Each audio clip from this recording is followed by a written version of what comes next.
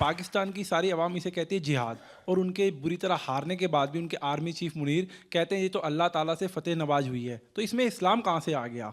यही बड़ी मजेदार बात है। वो इस्लामिक ब्रदरहुड के नाम पे बना था तो 25 साल एक नहीं रह पाया।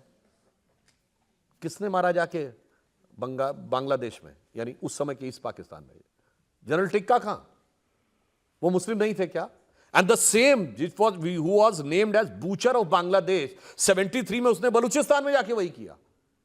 ही was called butcher of Balochistan.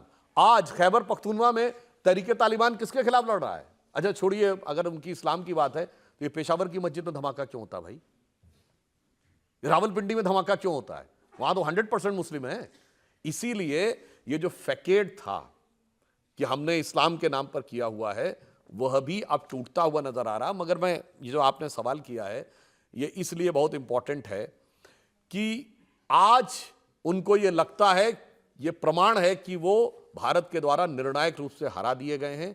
इसलिए उनको सिर्फ धार्मिक और मजहबी बातों का सहारा। इसलिए आपने देखा होगा, जितने आपने वीडियो फुटेज भी देखे होंगे, तो उनके प्राइम मिनिस्टर अल्लाह के फजलो करम से, अल्लाह के फजलो करम से ये हुआ है। इतनी बार उन्होंने इंशाअल्लाह, अल्हम्दुलिल्लाह इतनी बार बोला है, हमारे यहां तो किसी ने नहीं बोला। तो इसलिए अंतर क्या है? और वैसे ऑन द लाइटर नोट कहूं कि वो अल्लाह के फजलो करम से उनका काम नहीं चल रहा है, बने थे कांग्रेस के रहमो करम से और चल रहे हैं चीन के रहमो करम से इस समय। और इस पर मैं आपको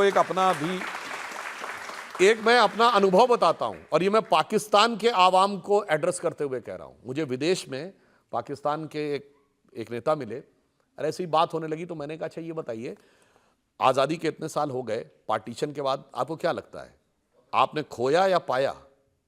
पाकिस्तान का इंटेलिजेंसिया क्या सोचता है? तो बताएं उसने क्या कहा। सच सच बताऊं, पाकिस्तान का इंटेलिजेंसिया क्या सोचता है? मैंने कहा बताइए। उसने कहा पाकिस्तान का इंटेलिजेंसिया ये कहता हम तो आज़ाद हुए ही कब। तो मैंने कहा आज़ाद नहीं हुए तो 47 में क्या हुआ? And now mark the world.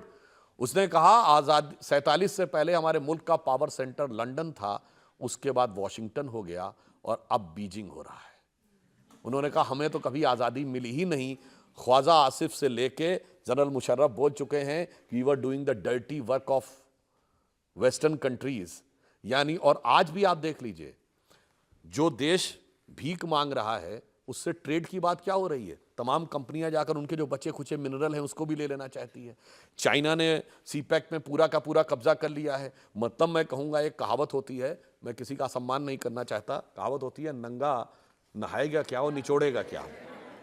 मगर यहां तो जो बचा हुआ है खून भी निचोड़ने में लगे हुए हैं। इसीलिए मैं कह रहा हूं कि आज तो पाकिस्तान की स्थिति क्या हो गई है, और इसे उस विचार ने वहां तक पहुंचाया है जो इस्लामिक ब्रदरहुड के नाम पे बना था। मतलब मैं कहूंगा, जब से बना है पाकिस्तान, पाकिस्तान के मुसलमानों का नुकसान है नुकसान।